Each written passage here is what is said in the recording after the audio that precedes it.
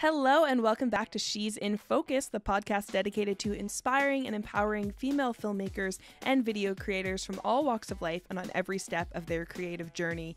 I'm your host, Kel Grant, an aspiring filmmaker from New Jersey who's just trying to turn my passion into something more and connect with amazing women who have the same passion for video. One of those being Leah Jayne Kleiman of Leah Jayne Productions, a friend of mine from back in high school, who's a Boston-based photographer, graphic designer, motion graphics artist, and video editor. She does it all, and I'm so excited to hear her story today. Leah, thank you so much for being here. Thank you so much for having me, Kel. I'm so excited to be on your show. Yeah, this is great. It feels like we're just, two old friends chatting, but now we get to talk about filmmaking and photography, which is, something we're both really passionate about. Yeah, it's amazing to see how far we've come since high school and see you create the show and all the amazing work you're doing. So I'm so excited to get into it. Awesome. Thanks so much. So take us back to the beginning. Where did your passion for filmmaking come from? When did you pick up your first camera? Paint us that picture. Yeah, so actually when I was little, I loved making montages for my friends and family for their birthdays and anniversaries on Movie Maker because back in the day, we had Windows and all of that. So I'd make photo montages and was playing around with all the star wipes and all those like crazy transitions. So that's where it started, and then once we got a Mac, I started using iMovie and played around with all the effects that could do. I would drop things and then reverse it and add black and white and all the different effects that you could do in iMovie. I'd even record myself lip singing, which was super embarrassing, but definitely taught me how to do video editing, so whatever works, right? So then in school, actually, I took some digital media classes, and I thought that I want...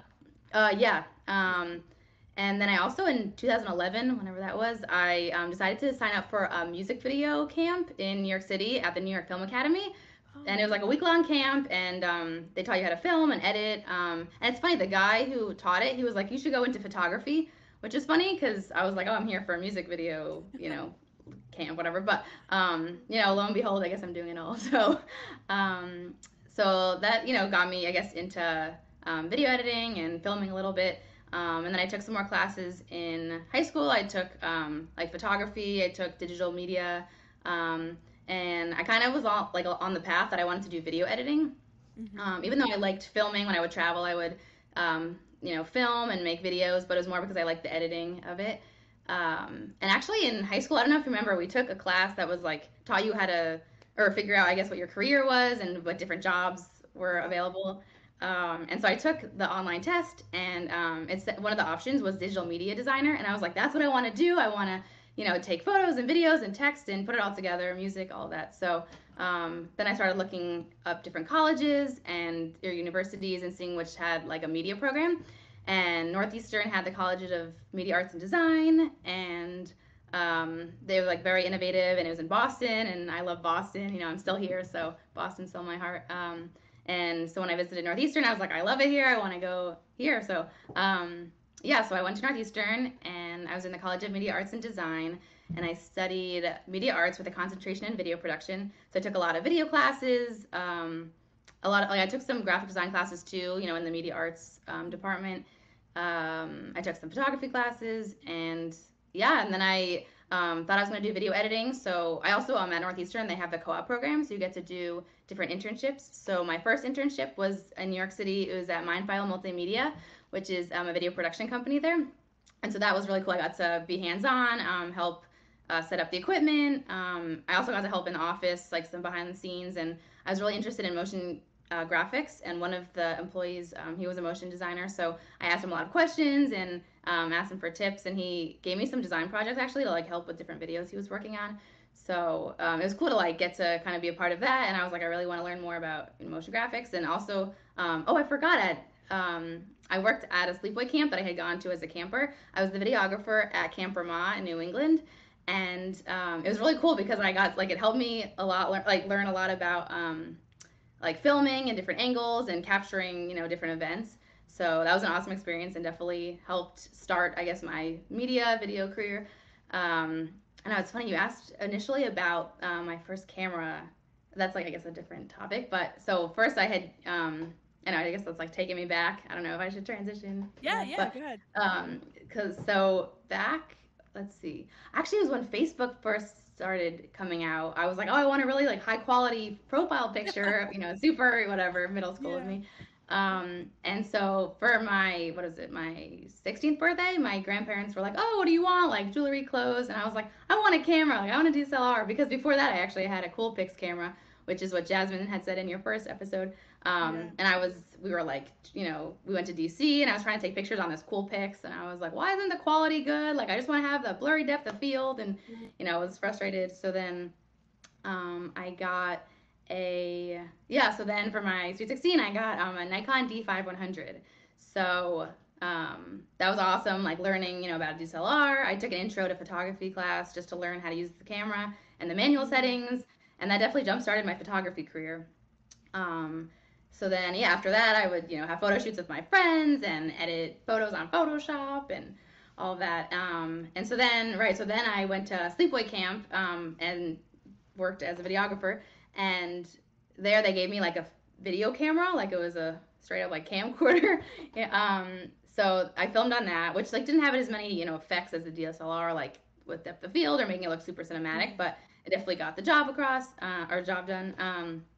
And so then I like filmed at camp, and I loved kind of experimenting with different angles. And the guy who I was working with taught me all about like frame rate and all that, which helped a lot, I think, too, and like especially with video editing and learning how to do that. And so then I worked at camp, and then that kind of just like spiraled after that. Like I actually like take do all the different things that I do. I had an internship in Israel as a graphic designer working for a basketball team.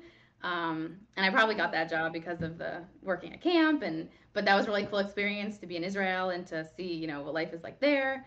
And then so then fast forward, I guess we're back to so then I did my internship. So my first one was at Mindful Multimedia. It was in New York City, and it was awesome. They filmed Sunday Mass for TV, so they had a multicam set up, and it was a live edit. So it was really cool to watch them, jump from different angles and kind of be there live. So and then they did some editing afterward, but it was mostly done while I was there. So it was really cool, to see all the experience of having to get there early, having call sheets, and like, yes, I started out getting coffee. I'll be real, that was something that I had to do. But passage, but everyone was amazing. The people were super sweet, and I learned a ton. And just getting to see, I guess, how it works is my first, real internship in New York City, and it was exciting. So that was awesome, and it helped me get my second internship in New York City, which was at a creative branding agency. And there I wanted to do more video editing, I guess, and less like production. So I helped edit their like movie lineups for this TV channel called Epics, and it's like a movie channel. So it was like 8 o'clock this movie and 9 o'clock this movie. So I had to kind of crank out all of the different lineups, which was like, it was kind of templated, so it wasn't as much creative work. But then I got to do other things on the side. They wanted me to do my own personal project just as a way to keep me being creative and learning. So it's definitely an awesome experience also, getting to see what an agency is like and getting to work with other creatives. And so then once I graduated, I got a job actually as a video editor and motion graphics designer. And I was making content for social media. And while like I learned a lot, I don't think it was the right fit. And also it was a small company. And it didn't work out ultimately, and I'll be transparent, I lost my job. And for anyone who's listening who has lost a job, or I know what that's like, and it's not fun, but you definitely come out stronger. And I think it all works out for the best, because then once I was on my own, I was like, I had some freelance projects, so I decided to keep doing those. And my mom was like, are you going to apply for jobs? And I was like, well, I'll see, but not like what comes up, but nothing really interested me. And she's like, well, if you're going to just like do your freelance projects, why don't you just start a business? And I was like, oh, okay, like, let's do this. So I was like, let's make Leah Jayne Productions official. And then I got super into networking. It was actually the fall before COVID hit, so things were still open. There were like events, and I had so much fun like going to different like networking groups and meeting people on the train and in coffee shops and on the bus, just like all around. And being like, this is what I do, and here's my card, and it was so much fun networking. And even on Instagram too. Instagram served as a great platform for connecting with others and for networking too. I know I used like hashtags, and I think a lot of people found me through that. So I was happy that I posted my like photos, especially on Instagram, because that definitely brought in some work. And also being in Boston, Boston is a great community. I am in part of this Facebook group called Boston Businesswomen, and there's like over 20,000 women entrepreneurs in it. So that's been great with connecting with other women entrepreneurs and also getting work, and just it's like a super cool community. So yeah, it's been awesome. I know I just like talked a lot, but that's basically my whole life story in the creative world. So yeah, it's been quite a journey, and I've definitely learned a ton. But I get to do what I love, and that's the most important thing. Awesome. So I'm gonna, I guess, address the last thing you said, and then we'll backtrack to some of the questions I had about your college experience and whatnot. So how important is networking? So how did that help you professionally and I guess personally as well? Yeah, I think I always loved meeting new people and kind of hearing different perspectives and collaborating. And I think that's been super helpful because wherever I go, I'm always interested in learning, about other people's stories. And I've learned a lot that, like, no matter, I don't know, how long you talk to someone, if someone meets you face to face or someone knows something personal about you, it instantly connects them and makes them trust you. And I think that's the biggest thing that they teach, especially like in marketing, is like building trust with your clientele. And so I think networking helps a lot in that people are like, wow, I know her, I trust her, I want to hire her, as opposed to someone random that they don't know. So definitely, and also, so my aunt, for example, she lives near Boston, and she has like, there's a great Jewish community there, so she's kind of put my name around for like photographing bar mitzvahs and stuff like that. And I definitely think it helps because then my aunt can attest to me and be like, oh, this is my niece, and she does good work. And when people hear like testimonies, I think they're also more likely to be like, wow, like if other people trust them, then I should trust them too. So definitely I've learned, especially even just getting a job, like if you know someone in the industry or know somebody at a job, they'll, put your name in.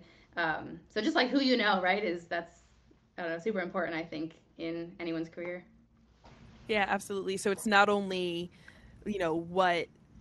what can this interaction or that me meeting this person do for my business, but you also like meeting people. So that's just kind of like a nice personal connection to have as well. But it's always great that it can pour back into your business and get your name around there. Because I think with networking, I think one of the errors that I made when I first started networking right towards the end of my collegiate career was, okay, how can this person help me right now? Like I was always aiming to leave that conversation with something actionable, something that will, pour into my business or help me achieve my career goal. But the thing about networking is, there are going to be some interactions like that, but a lot of them might be, how can this relationship or this connection with this person eventually help me in my business, or because like we were saying, you build trust, and it might not be necessarily that the next gig this person has, like you're going to be the person that they call, but as you get to know people, like your name is going to be on the top of their mind, and if they have a gig, or even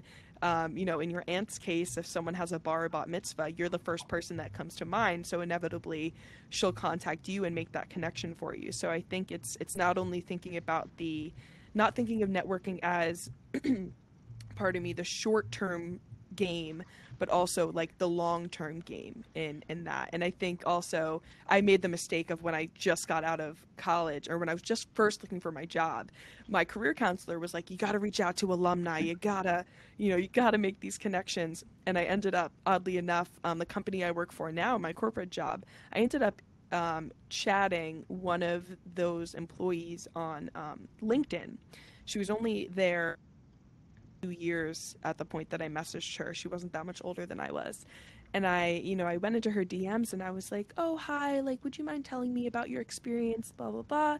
And, she replied, and I didn't even care about her answers because I immediately followed up with, oh, great, can you get me an internship? Like, what can you do for me? So it's funny that girl Brianna and I are friends now because we work at the same company. We got to know each other through that. But yeah, after I sent that last message, she never got back to me that way, because that's just not how you approach networking. So that was a lesson that I learned early on. But I'm glad to see that it's been helping you, and you've been, getting fulfillment out of it too. Yeah, I know. I learned that it's always important to be genuine. I think it's like a good life lesson too, just to kind of like if you genuinely want to meet people or genuinely want to help people, then it'll be reciprocated, even if that's not your ultimate goal. And while I guess people always have ulterior motives, like people in business want to sell either their services, their products, but being genuine and kind of wanting to build communities and build people up, I think will always push you far. And I know in all my internships too, just like kind of being there, being ready to help, no matter, if I was getting paid or if, anything, like if you're just kind of there to, work hard, and people will see that and they'll respect that. So I think that's a good lesson. And also, you never know who you're going to meet too. I have a friend who he got a job because he met some guy while he was in line at Chick-fil-A and just was like, decided to talk to him. So I think I actually read a book, I forget which one, but it was about like having a growth mindset and about being presenting yourself in a way that you think people will respond well. So if you, are friendly and have your chest up, your head high, people will see that and they'll be like, wow, this person like emits confidence, like I want to talk to them or hire them or whatever. Whereas if you're kind of like looking out for yourself and slouch and look, nervous, that people will pick that up, I think. So definitely just like how you present yourself. And it's cool that you like went through that journey, and I always like admired you for being so genuine and kind. So it's cool that now you're like working to bring this community of female filmmakers. Ooh, that's a tongue twister. Yeah. Yeah. So I definitely think being genuine, just kind of wanting to support others, and that'll get you far. Yeah, it's interesting. That's exactly the reason I started this podcast. It's just because, I think I started it a little bit selfishly, is because I wanted to know other female filmmakers and other video creators. But then I started to realize, like, oh, this can be bigger than me. This mission can serve a lot of different women in the industry. So that's what it's kind of been growing slowly but surely to be.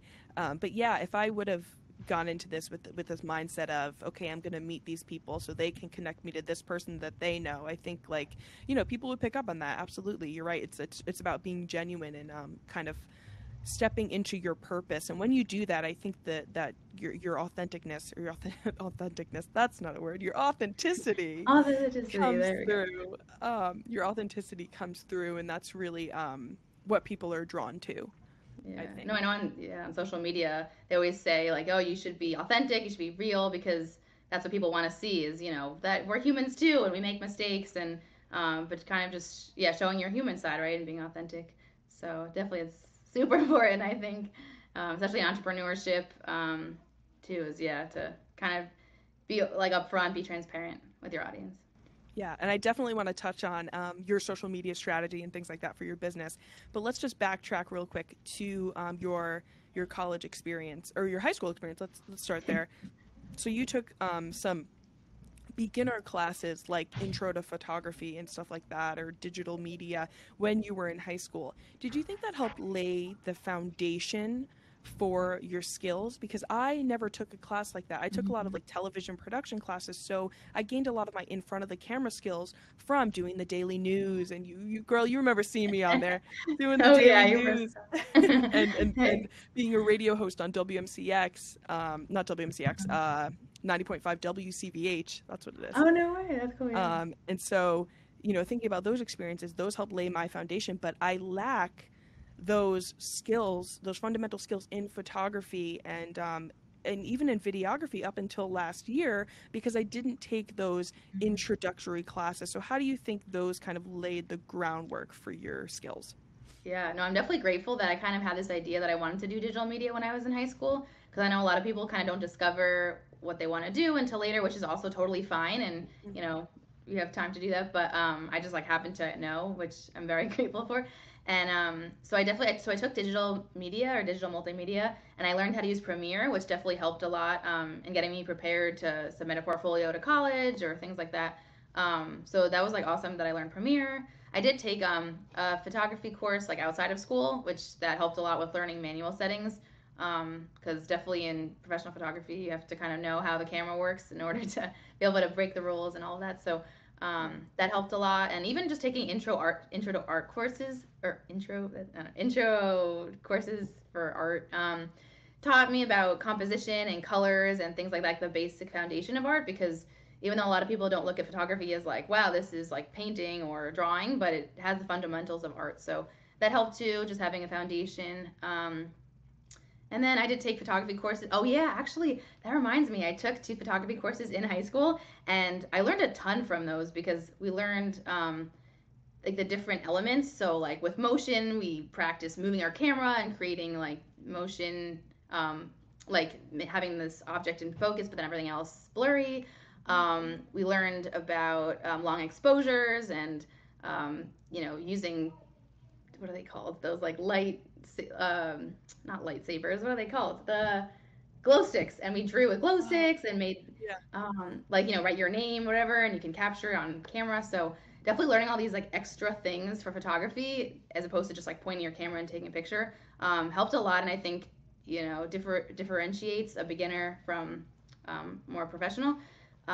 Is kind of how you use the camera as a tool. So knowing the different elements and how to break them and right color, composition, like light, all of that, it really helps. So I'm definitely fortunate that I had that like great teachers in high school. Shout out to you guys. I don't know if they ever if they listen, if they tune in. Definitely not, but or you never know. So yeah, so I learned a ton. So I'm really grateful that I had that foundation in high school. Yeah, and I think that from those classes and experiences, you gained something that is very valuable to the next steps in your photography and filmmaking career, which is a portfolio. And I think some people underestimate the power of a portfolio. When you step into the role of, you say, I'm a photographer, I'm a filmmaker, one of the first things that people say is, okay, well, show me your work. Like, let me see what you can do. Yeah. And if you have, taken on this title but haven't really, put the work in to back it up, then you have nothing to show and you're in an embarrassing situation and you might get discouraged from that interaction. But having a portfolio, even if it's, not where you want it to be, kind of not only serves you well in a professional standpoint, but also, marks your progress. I remember, now even looking back at videos I would make in high school and being like, did I really think that was good? Did I put this out for the world to see on Facebook, But then, using all of my portfolios throughout the years as a way to measure progress. So I think that building that portfolio early and contributing to it often is a really integral part of growing as a filmmaker and photographer. Mm-hmm. Yeah, I definitely agree. I know for my thesis in college, I made, actually it's really funny, an explainer video about the history of acai bowls, because basically what happened was because I knew that it was important to hone in on my motion graphic skills, especially as a video editor, to be able to use both in tandem. So I was like, okay, I'm determined to make this explainer video. I don't really know how to do it, but I'm going to figure it out. So I basically went in full force and figured out how to storyboard and then design the frames and then animate them. And, I learned a lot along the way. And that's ultimately how you learn, is by doing. So, and that definitely was a really good portfolio piece. And okay, so the reason why I made it about the history of acai bowls is because I like acai bowls, I'll admit it. And I was, sitting there like, oh, I'm like kind of hungry. I kind of want to get an acai bowl. And then I was like, I wonder where that came from. Like, why did it become famous or popular all of a sudden in, America? So I did some research and I was like, I'm going to make a video about this. And it's pretty funny because when I show people my portfolio now, I do have it on my website and people always comment on it. They're like, oh, we saw this video. We thought it was super creative and funny. So I'm glad I have it because it definitely stood out, but definitely, having work on your website is super important. And I'm glad I made that video because then it helped me get jobs for other explainer videos because I already had this piece of work. So to all the content creators, if you want to, do wedding photography, then you should assist a wedding photographer just to have work on your portfolio because people want to see what they're going to hire you for. That's like what I found from experience. So, if you want to be a video editor, make sure to edit videos, or if you want to do motion graphics, then, have some work just to show, even if it's just for yourself or for a personal project or for a mock project, just to have something will get you your next gig. So I definitely agree. Having a strong portfolio and always updating it and keeping it, relevant for the type of work you want to get is integral for sure. I think that's such an important point because when I graduated college, I didn't take the time to really step outside of my classes and explore the type of filmmaking that I do now. So my reel was mostly, stuff I had recorded with production services and different things, but I realized that my reel didn't consist of anything that I wanted to be doing in the future. It was like covering these events or doing talking head corporate interviews, but at like a very basic level. It didn't have really any cinematic principles to it. It was just very corporate, straightforward, produced by college kids. So there wasn't until I took some opportunities after I graduated and went back for my master's, where I started to take on jobs where I could, even if it wasn't the exact thing I wanted to do, I could practice the skills that would translate to other jobs. So for example, I really have no interest in covering sports again. I did that for a while in college. But there's this one video that I did for the homecoming game that I use. Oh yeah, I saw that. Yeah. Thanks. Yeah, I use as a promo or kind of an example of events that I cover, because I would love to cover events, but I would do it in kind of that way with upbeat music and different transitions and stuff like that, and the use of slow motion and speed ramping. So, like you were saying, finding opportunities, and if you can't find them, making opportunities to create the work that you want to create in the future. And I think that's where spec ads come into play. I did a product video for a pair of boots that Joshua and I got for each other for Hanukkah. We got these Deezes and Mero boots, and we just he helped me create a product ad just in our living room.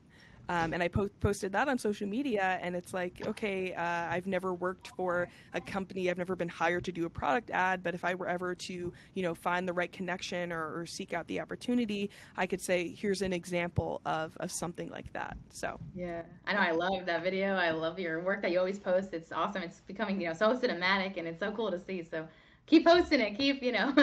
It's awesome. It's awesome, because I think I spoke about this too with Jasmine on the first episode, that your social media is kind of like your living portfolio too, and I love that.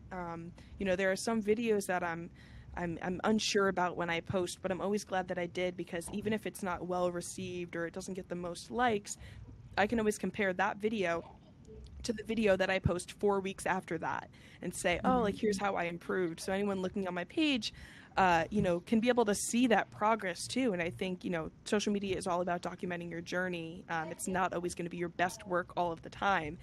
So I think that's really cool, especially for creatives. I love seeing the journey and the story behind the creative, or the best work is always what I want to hear. I want to hear about the times that you failed, and I want to hear about the, how this opportunity got you to the next opportunity. The story to me is really important. So thanks for noticing that. And I'm really glad that my social media kind of, rings true to that statement.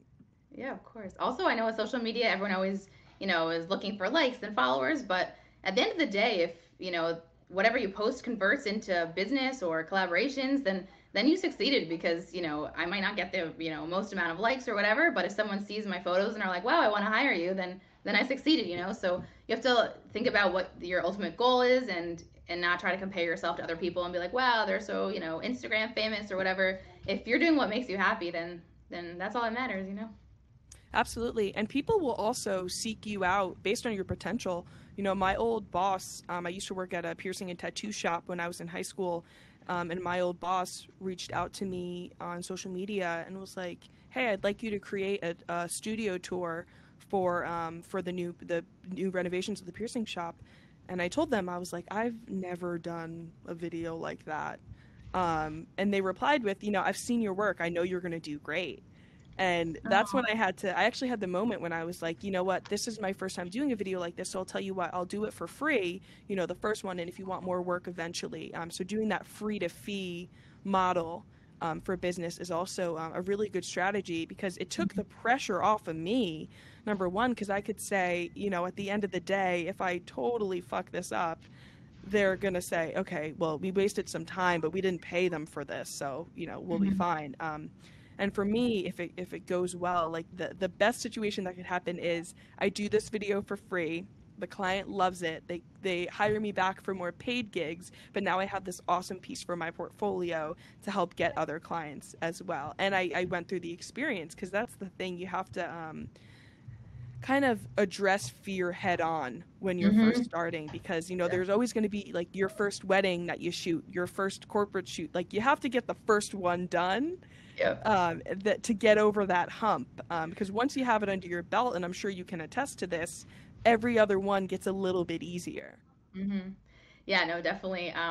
It's funny that you say, you know, about doing the free to fee like method.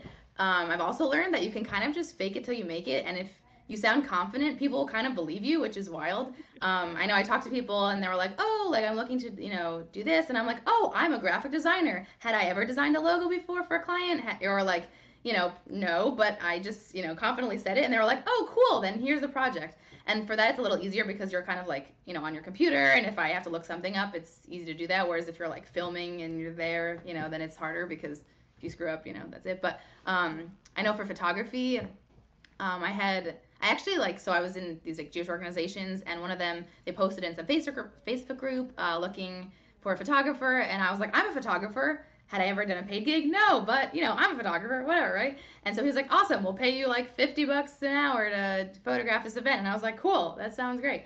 As a college kid, you know, that's like a lot of money. So, so I went to the event and I was like freaking out, like, can I do this? I don't know. But I ended up like, I guess, doing a good job, and they were like, this is awesome. Like, we'll, you know, hire you to do more events.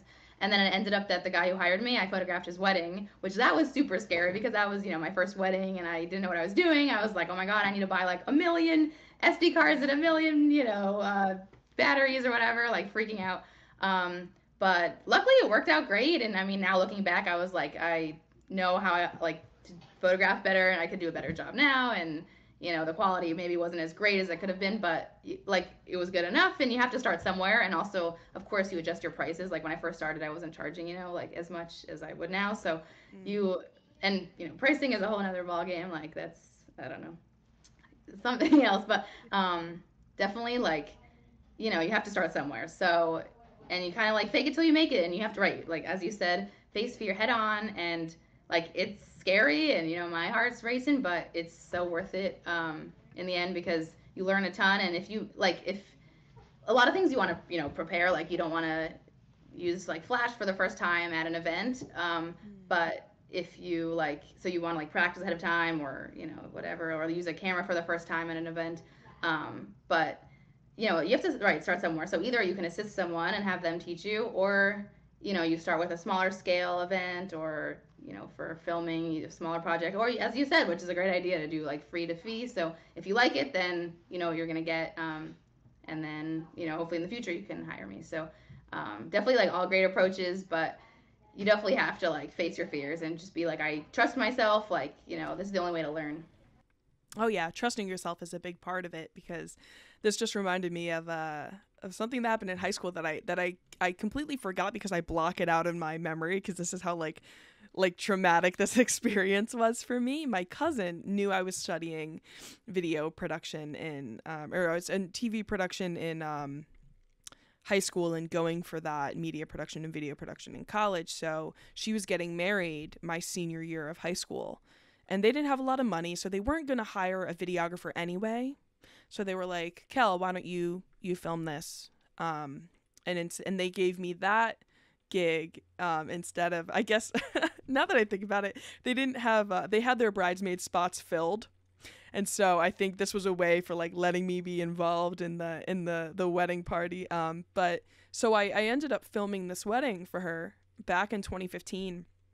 And I filmed it, and I was so scared to edit this footage that I didn't edit that footage for her for 5 years. So think about this. She never brought it up, which is, and I think you know, I kind of wrote it off as like it was so bad that I just like what can I even, I didn't have the editing skills or the confidence in my abilities to be able to like put the footage I had gotten together. So, you know, right when I was really getting serious about video, I was like, you know, I have to kind of right this wrong. You know, the girl deserves her wedding video, no matter if it was shot by an 18-year-old or not. So I ended up editing it 5 years later. And that was again, I tried to like dress it up with like some like slideshow templates in the beginning because I didn't have a lot of actual usable camera footage, so I had to use like stills from the very cheap photographer that they got, who did not take great pictures. So yeah, I ended up putting together the video and sending it off, and they loved it, and it was like it like, oh my God, it felt like I was like complete finally. Like I had righted my wrong. I had, you know, completed on this thing that I set out to do 5 years ago. And it kind of just, you know, made me think of like, why did this take me so long to edit? Like looking at it last year when I did, I was like, this is like, I could throw this together in 2 seconds. But, you know, 6 years ago at this point, you know, the person I was 6 years ago looked at that as such like an intimidating challenge and wouldn't even touch it. So I just think it's interesting about, you know, kind of staring fear in the face and just going for it, because I, you know, especially when you're dealing with clients, I mean, my cousin wasn't a paid client, but this was someone who was expecting a certain service from me, and I had let them down.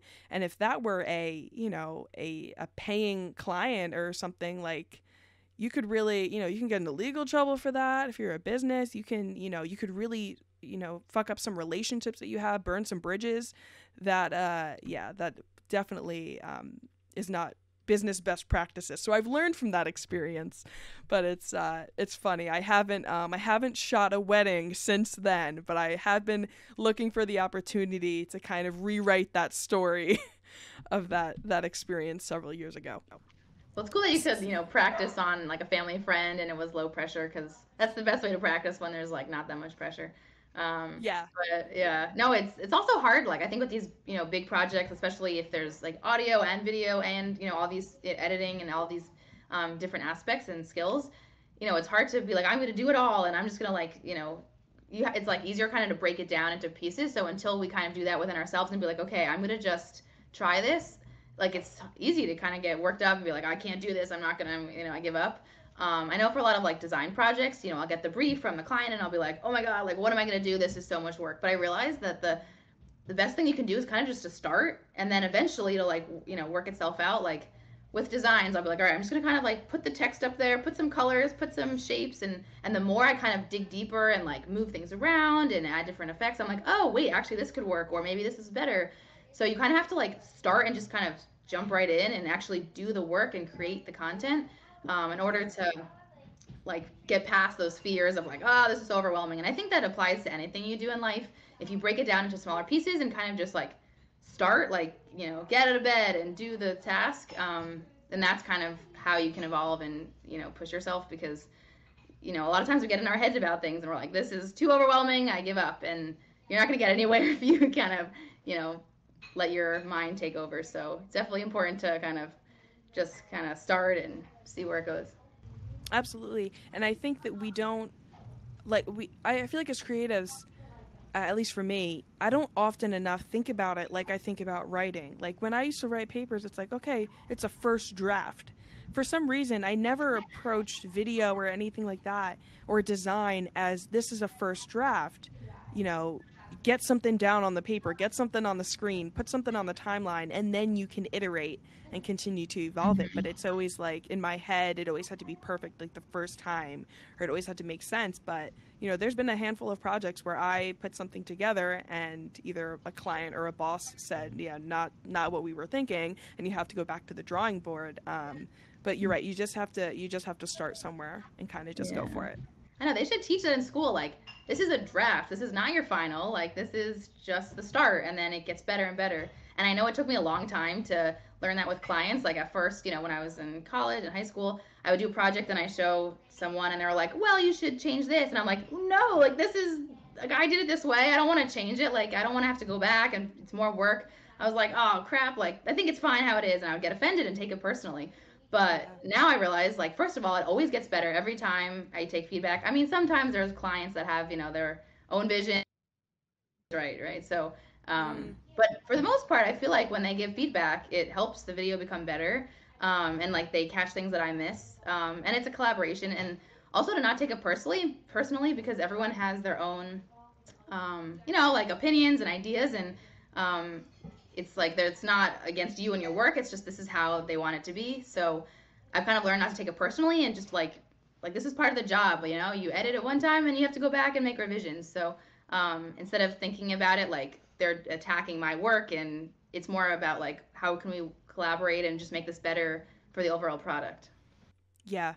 And the idea of killing your darlings too. Have you heard that expression? Oh no, I haven't. So my film professor in college always used to say that because we would present our short films or whatnot to the class, and we'd get group critiques, and someone would give a piece of feedback, and then the person who made it would be like, oh well, no, like I see it like this, and then the professor would say like, you don't want to kill your darlings, like your baby, like this is my baby, I made this, like this is my at least this is how he explained it, like this is my work of art, I created this is how I envision it, and you never want to like, I guess, deviate from that, because this was like your creative output and everything. But thinking about, how you can use those critiques in that kind of revision process as you're right, just like making the project better. You can't get tied to one specific asset or one specific draft of your work, or else you'll be miserable the whole process. And that's the thing, like editing and working on creative projects should be kind of fun. Like if you take a step back and you don't take critiques personally, and you understand that it's a work in progress and it's a process to get from start to finish, from conception to execution, then it becomes more of an enjoyable process, I would say. Yeah. And definitely like it takes time to learn that, and you can do personal projects, and that can be, your whole vision, and you don't have to listen to anybody. But if you're working with other people or you're working for a client, then you have to accept that, what they say is right, and you're just there to kind of produce the product that'll make them happy, and that'll, do whatever kind of job that they want. So it's definitely right. It takes time to learn that, but there's different, a difference in doing your own projects that are solely your creation, and then doing it for somebody else where it has to be working together and collaborating. Definitely. All right, so I want to pivot a little bit now to talk about your business and your kind of professional career as a freelancer, but also trying to kind of dabbling into different part and full-time gigs. So let's talk about Leah Jayne Productions, because it's funny, I always remember you as the video girl. You always created videos, and then I was so shocked to see that your business has grown into photography and other things like that. What informed that decision, and did you find that it was a better business decision to focus on several services and offer several services as opposed to just honing in on one? It was funny because I always loved doing video editing. I actually, at the beginning of my business, I did a lot of like wedding video, like editing for wedding videos. And I guess the thing is, a lot of times when people don't just want you to edit videos, they want it to be filmed and like have the whole production, I guess. So that was always hard for me, because as much as I like to film, but I think it's the audio that always trips me up. Like I never really wanted to do to work on the audio, and especially for weddings, you have to mic everyone up, and I don't know. I guess I was just more interested in like capturing like moments in time via photography and using light and like focusing on solely the image, as opposed whereas video is all the different elements. There's like audio, the visuals, and there's just like a lot more because it's 4D. So there's time as well and transitions, which I do like in motion graphics actually, which is kind of funny that I do like doing that. But as far as, I don't know, filming in real time, it never like caught my attention like photography did. I think because I love seeing the emotions and capturing people, smiling and laughing and crying, and I think that just like meant more to me. Whereas video, it was not capturing it, in time. I mean, it was capturing it, but it was, you can film a lot. It wasn't just like one moment, so it didn't give me that same satisfaction, I guess. Whereas I know editing like is super exciting to edit this final video and having the whole piece, and I do, so I love that part of it. But I don't think the filming ever gave me the same satisfaction as photographing photography did. So I think that's why I pivoted. Yeah, and I guess I just had more experience growing up doing photography, so I kind of had that basis already there. So it was easy to transition to doing it professionally. Whereas like audio was a little more technical, and I think I liked having more creative freedom via photography. So Yeah, I've never actually heard of anyone offer, photography, graphic design, motion graphics, and just video editing. That really stood out to me because I was like, if you're video editing, where are you getting the footage if you're not filming it? So tell me how that works. yeah, I know it's kind of funny. It's like an interesting, I guess, mix of skill sets because I do like doing photography, but then I also like doing the other, graphic design, editing. So it's actually cool because I've gotten to meet a lot of videographers, which I love because then we're not really competing in our skill sets. It's more like we're working together. So it was actually funny. I photographed a yoga studio just for branding and advertising for them. And one of the girls who participated, she went to school with this guy who is a wedding videographer.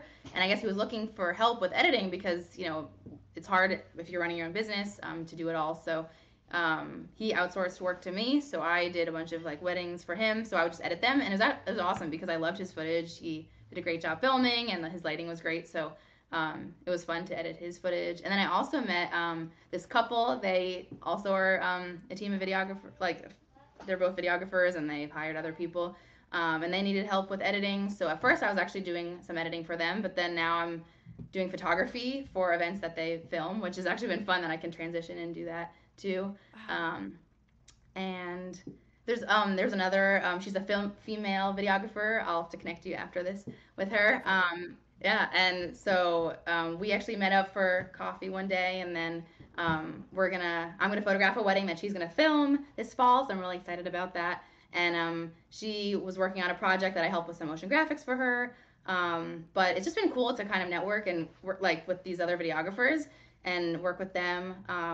It is harder, I guess, to find editing work because usually it's like production companies, or if people film it, they usually edit it themselves. So that's why I'm moving more towards either graphic design, motion graphics, and photography, just because video editing, it becomes more complicated trying to find videographers, but I have the ones that I've been working with, so if they ever have projects that I would love to work with them, so that works out. And yeah, and then, I don't know, I think I just love, being creative and finding creative challenges, and so using the tools that I already know, and since I took classes in graphic design, motion graphics, being able to use all of it is really fun. And motion graphics is cool because it is a cool combination of graphic design and video because it does use the transitions, and I guess you can use angles, but it also uses like color, and you can create your own characters, and like kinetic typography is really fun too. I always love fonts. I'm like a big font nerd. Whenever I'm walking around, I'm like, I like that font, or like, oh, that one's awful, So talk fonts to me all day long. So it is fun, I guess, like not being stuck to one medium and kind of using the different tools that I have and create different kinds of content. And I know a lot of people, they like to specialize in one, and it definitely, it's helpful, I guess, because then you can really hone in on that skill. But for me, it's, I guess, too many interests, but it's fun to be able to do different types of projects and even use all of the skills, if it ever comes up where I need to overlap them. So yeah, it's been fun doing it all, but we'll see, I guess, which one I ended up kind of specializing in. But for the moment, it seems like I can do it all, so we'll see. Well, it sounds like you're creatively fulfilled, and that's what what more can you ask for from your business, Yeah. And I might do like motion graphics or graphic design full time for a company if it's the right fit. I have an interview coming up for this digital marketing agency, so it would be cool to be able to do motion graphics and graphic design for them full time, only because instead of having to deal with contracts and like timelines, which can get kind of hazy with like freelance clients. It'll be easy to have like a production team to work with, and they can manage that. So definitely would be open to that, even though it has been fun working for myself and doing freelance, but it might like make it easier just as far as like setting boundaries with like my time and stuff like that, just to know that I have like set hours. But I feel like photography I'll always do on my own. I love kind of using that as like my freelance outlet and networking. And so, well, I guess we'll see if I end up, working for myself forever, or if I work for a company. We'll have to see where it goes. But yeah, it's definitely been fun, up until this point, having like, or since I started this business, like working on my own time and getting to create my own hours. So definitely been a cool experience, and I learned a ton from it. That's great. Has the pandemic changed your business model at all? Has that affected your business? Yeah, so it's interesting. So before the pandemic, I was doing a ton of events, and it was kind of easy to find work. Things were happening all the time, especially right when I like went freelance full time. The economy was like doing well. There was like a ton of things happening. So, and social media was huge. I was like getting a lot of work from Instagram, which I'm like super grateful for. And that was also the time when I started networking and being part of the Boston Businesswomen Facebook group. And so I was constantly like getting, or like, not constantly, but like I was growing my business, and it was exciting. Um, and then when the pandemic hit, I honestly, it was like really hard because I was like, all these events are going to be canceled. My whole business that I, was so excited about is now gone. Like, and it takes a toll too on like it hurts to be like, wow, like I can't really do my passions anymore. I can't even leave my house, right? Um, Yeah. so it was like, upsetting. But then my mom, then we started hearing people doing porch photo shoots. So my mom was like, hey, you should like ask the neighbors, like if they like with kids or whatever, if they want to do family photos. So it's like, okay, I guess I might as well try. Like I'll wear a mask, I'll be outside, I'll be at a distance, I'll do my best, and so then I got a few people interested in doing that, and I know I charged like half price or whatever. It was not that much, um, and and then like I don't know, I think word of mouth spread. So then I made a flyer too that I posted on social media, and my aunt told her friends like, oh, my niece is doing like like half off family photos or whatever. So I started doing those, and then I loved doing family photos even before the pandemic, even though there wasn't that many, just because I didn't really like know to advertise for that. But I always got excited doing these family photos because I think I'm really close with my sisters, so I loved like seeing families. It's so warm and all that. And so then I don't know. Then like word of mouth spread, and I ended up getting a lot of families to do photos for, and that was great because then they told their friends, and I started doing like families and then family events and bar mitzvahs. And while I do love doing weddings, I think there's something special about like a close knit family. So I like, and also I grew up Jewish, so I had a bar mitzvah and all of that. So it's nostalgic too. So that definitely helped and kind of, I think, moved me to doing more like family events and being more of a family photographer as opposed to like specializing in weddings or specializing in other things. So I think it definitely helped. So I got lucky that it kind of was a good time because families were home and they were bored and they were like, what are we going to do with our kids? So I think it was like a perfect, transition, at least for me. I mean, I know the pandemic in itself was like super hard and like on me, on everyone. But it definitely helped my business kind of move towards doing families. And so that just spiraled. And then now that things are opening more, yeah, like word of mouth just spreads, and, connections help a lot. And so, yeah, I feel like I'm like getting a good amount of work now. So I'm really excited about that. And then also, through, clients, I have like a few contracted, clients, so that it's like ongoing, so that I'll, have like know that I'll have like a safety net of work that'll be coming in. So all of that has been super helpful, and I'm just super grateful for my clients and network and people that I've connected with, because I wouldn't be here without them. So That's yeah. awesome. That's awesome. And even hard times, I think, helps us um, just creatively find solutions Mm-hmm. to the atmosphere and the climate that's going on. Like, for example, I know a lot of videographers and photographers like yourself. They had to find ways to get clients because, like, that's your only source of income. Like, you still need to find a way. And it's not that, like, I don't know, for example, like wedding videographers and stuff. I know during this time they said, well, people are still always going to get married. They ended up, just shooting smaller weddings and doing things like that. But, maybe a family didn't know they needed a porch family shoot. But, by you getting your word out there and offering this service, it really gets people to think. So it's not only, taking advantage of the opportunities that you still have, but also creating new ones for Yeah, your and definitely, clientele. yeah. As a business owner, I've learned that you have to adapt to the current climate. I know a lot of videographers were doing live streams as like a new kind of service that they offer, because a lot of people now are like want to live stream their events because family members can't come.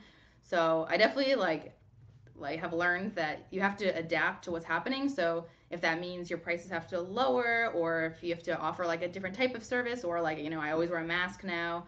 And I know people like they always like promote like we're gonna make sure our gear is clean and everything. So it's definitely important to like adapt the situation. Because of COVID, you have to adjust your business to work within the like circumstances that you can, and make sure everyone's safe and everyone feels comfortable. So it's definitely like a good practice. I know when owning your own business, no matter I guess what field you're in, is like, you know, making sure that you adapt to the world. Absolutely. Yeah. And social media, let's talk about that for a second, because that I feel like your social media strategy, I noticed it kind of ramp up as the pandemic was happening too. You know, you were posting more of your work.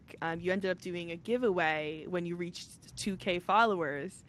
So tell me a little bit about your social media strategy for your business. Yeah, I know I've been looking a lot at like other photographers, other entrepreneurs, and how they're using social media. And you know, consistency is key. I know lately I haven't really been posting as much, only because I've been like super focused on my graphic design and motion graphics projects and kind of figuring out where I'm going to go with that. Also, it was winter, so I didn't have like as many shoots. But I have like a bunch booked for the spring, so I'm excited to get back to posting. But up until then, you know, it's to try to post consistently. They say like, I think, you know, 4 or 5 times minimum a week. And then, you know, being authentic, like always showing up for your audience. So like whether, and then like showing your face is huge too. I know I was trying out, like, especially when the weather was nicer, to do more self portraits, or like having my friends or family take pictures of me just to show my face so people know who they're hiring if they hire me to work for them. And then I saw people doing giveaways, and I honestly wanted to just give back, because I felt like my clients, you know, have been there for me and like helped me create this business. So I wanted to do something nice for them and show my gratitude. Especially with the pandemic, it's been a crazy, you know, it was a crazy year. So and I know, you know, people love photos, and to be able to capture these times. So I did the giveaway. I actually haven't done the photo shoots yet, only because the weather was like crappy. New England weather is, you know, all over the place. So we're gonna wait, I think, probably till the spring. But yeah, I'm excited to do those. And also it's like a way to just connect with more people, because either people post them or post the giveaway, or yeah, just like if the winners, I happen to know them, but if I didn't, it'd be another way to connect with new families. So honestly, I just love like connecting with new people.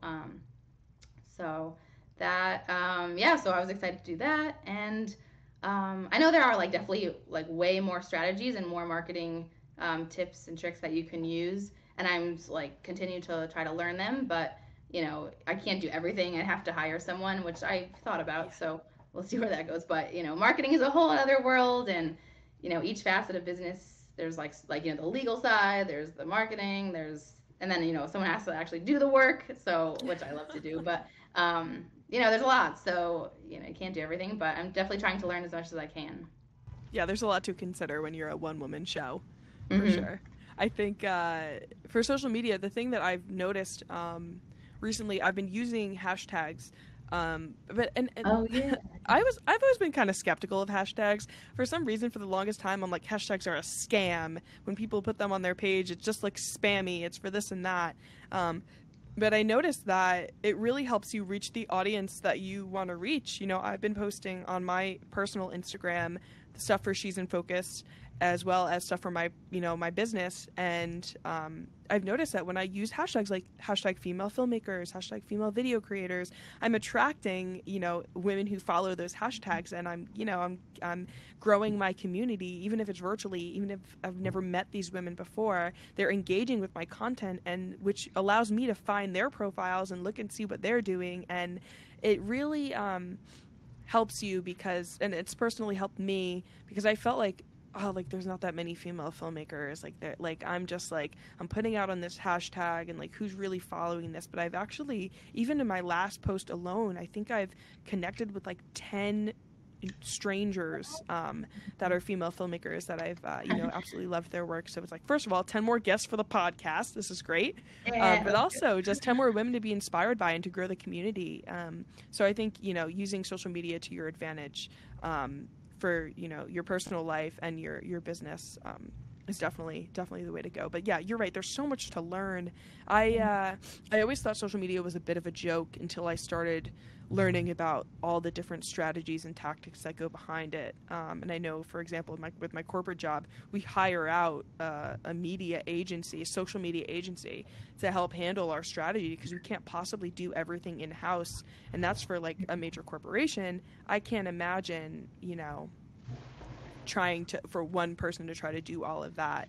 And that's that's the role we kind of take on when you start your own business, and you're like you said, you're taking into consideration legal considerations and marketing considerations and client relations, as well as producing the actual work. So I definitely don't envy the jobs of social media managers, and I value them and appreciate them. And when my business gets to that point, I might consider going that route and hiring out for sure.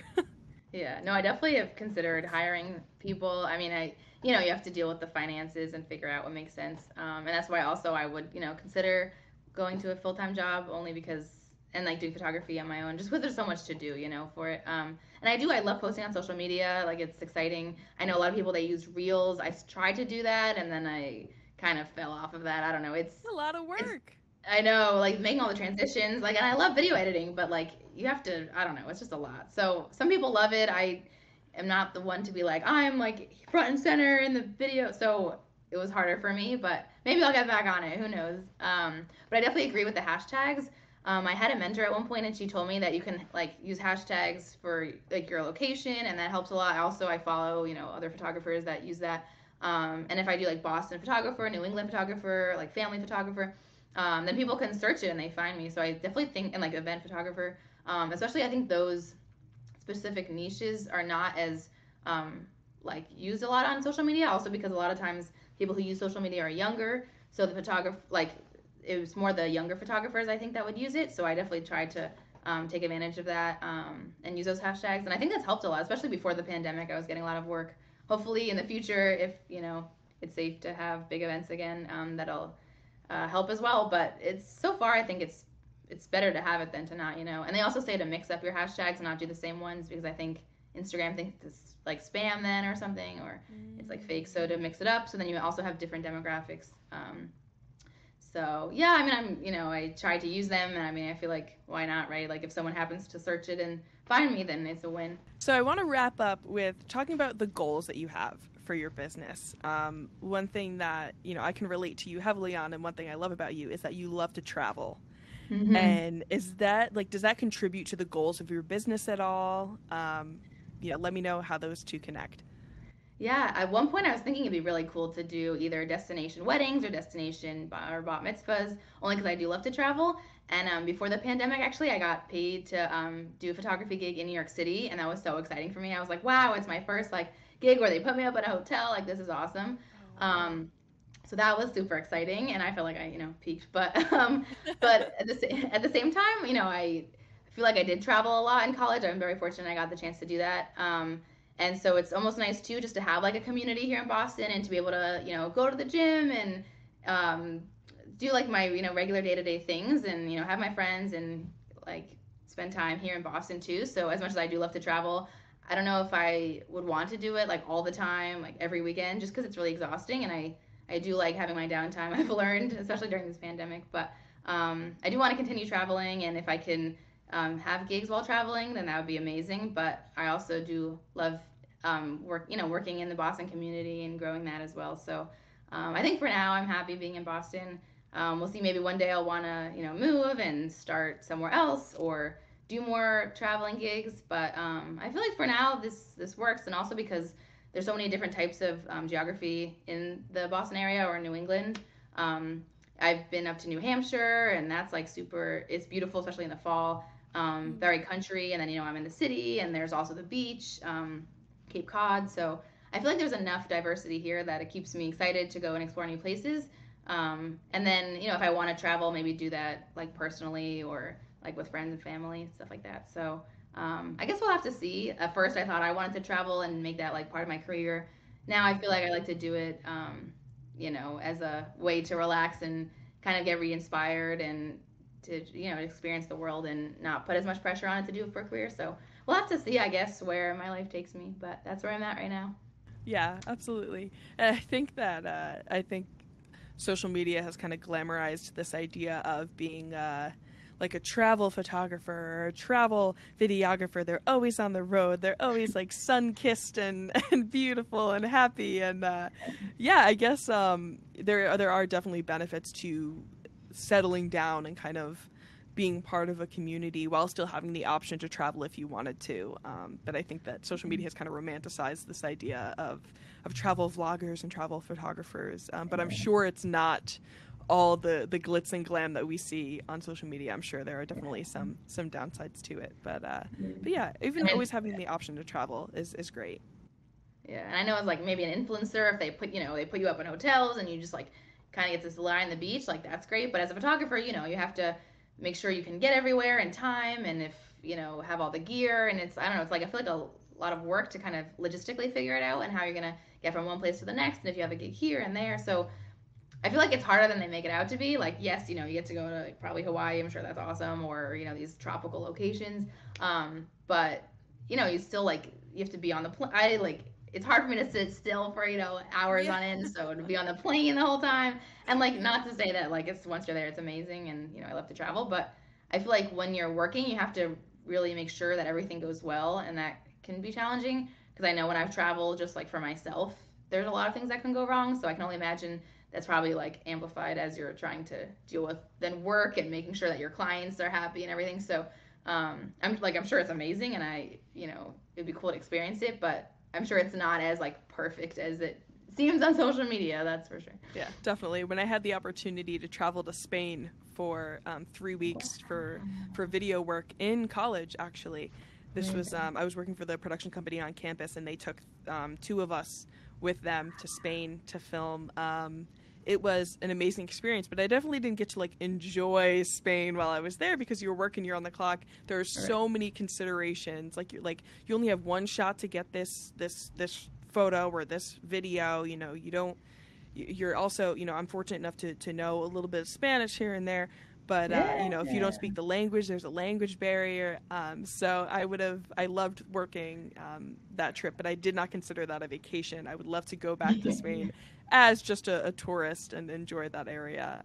But yeah, it's just funny. I think, of course, I think about it now, like what I just recently posted on Instagram, Joshua and I, that's my boyfriend for the listeners who do not know, we went away to the Catskills for our anniversary, and I ended up filming, kind of a cinematic vlog of our experience there.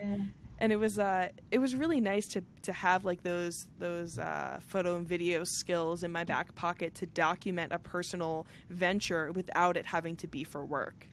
Mm-hmm. And I think that's really awesome too, because I know like I've seen on your social media like beautiful pictures of you and your sisters and like stuff that you capture in your family, and it's just so nice to be able to use your creative talents to also make memories and preserve memories as opposed to just working for clients. Yeah, I know my family now, they ask me all the time to make photo montages for like my family members' birthdays, which I love to do, but now it's like I'm that person because I can, but I also love to seeing their expressions while they're watching it is like priceless. But definitely I think it's important to continue to do personal projects even if you are creative working for clients or for company, just to like keep your creative juices and get to experiment and have like no pressure of doing it for a client, and then you can be like whatever you want it to be. So I think it is important to keep working on personal projects and doing things just for yourself, with the people you love, and it makes it more meaningful too. Definitely. So speaking of projects, what is a project that you have coming up? What can we look out for coming from you? Yeah. So I'm currently working on a motion graphics video. It's an explainer video for this nonprofit that I'm working for. And it's super cool because there's like a character, like a student, and at first, he's sad, and then basically it's about like curriculum redesign. So it was like, and now there's a better curriculum, and everything's happy and it's exciting, and it's just cute because I never really dealt with like an individual character that tells the story, so it was exciting to work more with that. And I don't know, there's a lot of like bright colors, and so I like the theme of it. I like that it's promoting better curriculum for schools, which is something that I'm definitely passionate about and strong, like support for sure. So yeah, it's been an awesome project, and the people that I'm working with on it are super supportive, super like good energy, good vibes, and it's been a great collaboration, and I'm happy that they're really great to work with. Awesome. Well, we can't wait to see it. Where can the people find you on social media? What's your website? Give us all the deets. Yeah, so my Instagram is at Leah Jayne Productions, LeahJayne Productions. Make sure Jane is with a Y. I always tell people that. And then my website is www.leahjayneproductions.com. Again, LeahJayne Productions. And you can also follow me on Facebook if you want, Leah Jayne Productions. But Instagram is definitely where I will be most up to date and most real with you guys. So definitely check me out there. Thanks. And how can the community best support you as a filmmaker, photographer, video editor, etc.? Good question. I guess if you want to follow me on Instagram, that would be awesome. Feel free to DM me, say hi. If you listen to this, I'd love to hear your feedback or connect with everyone. So, and support Kel. Listen to her podcast. Keep listening. Follow her. She's amazing. So, just continue to be part of this female filmmakers community. Awesome. We're so excited to have you as part of the community, Leah. Thank you so much for being on the show today. Thank you, Cal. I'm so excited to see how this podcast grows. All right. As usual, thanks so much for listening, and I'll see y'all in the next episode. Bye.